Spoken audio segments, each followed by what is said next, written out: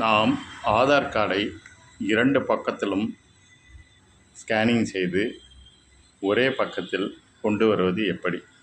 Canon பிரிண்டரை வைத்து எப்படி செய்யலாம் என்பதை நான் இப்பொழுது உங்களுக்கு விளக்குகிறேன். இப்பொழுது இந்த ஃப்ரண்ட் சைடு, ஆதார் ஃப்ரண்ட் சைடை நான் இப்பொழுது இதில் வைக்கிறேன். இந்த இடத்தில் வைத்து மூடிவிட வேண்டும். இதில் கேனான் பிரிண்டரில் auto, document, photo, custom, stitch என்று இருக்கிறது. நாம் ஸ்டிச் என்பதை தேர்ந்தெடுக்க வேண்டும்.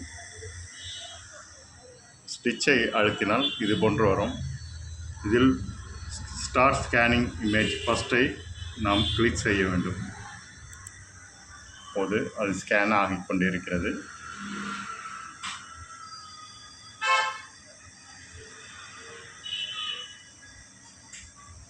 ஸ்கேன் ஆகிவிட்டது.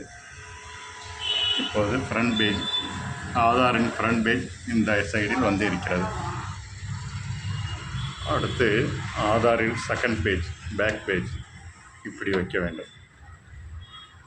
இந்த இடத்தில் இப்படி வைக்க வேண்டும். அடுத்து ஸ்டார்ட் ஸ்கேன் இமேஜ் 2வை போட வேண்டும். இப்பொழுது செகண்ட் பேஜ் இந்த இடத்தில் வந்துவிட்டது. இப்போ நாம் என்ன செய்ய வேண்டும்? அட்ஜஸ்ட் கிராப் ஃப்ரேம்ஸை கிளிக் செய்தால் இங்கே டாட்டர் லைன் தோன்றும். இந்த டாட்டர் லைனை நாம் பிடித்து மேலே இழுக்க வேண்டும்.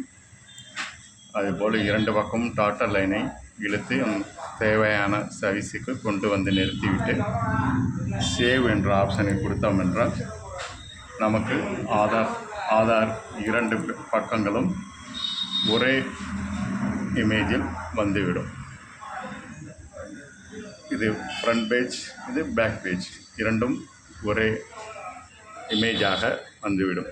நாம் சர்டிஃபிகேட்டை டவுன்லோட் செய்கிறதற்கு, சர்டிஃபிகேட்டை போடுவதற்கு இதுபோல் ஆதார் கார்டை 2 பக்கமும் ஒரே நேரத்தில் வெகு ஈஸியாக செய்துவிடலாம். கேனான் பிரிண்டரை வைத்து செய்துவிடலாம். ஓகே, அடுத்த வீடியோவில் சந்திப்போம். நன்றி, வணக்கம்.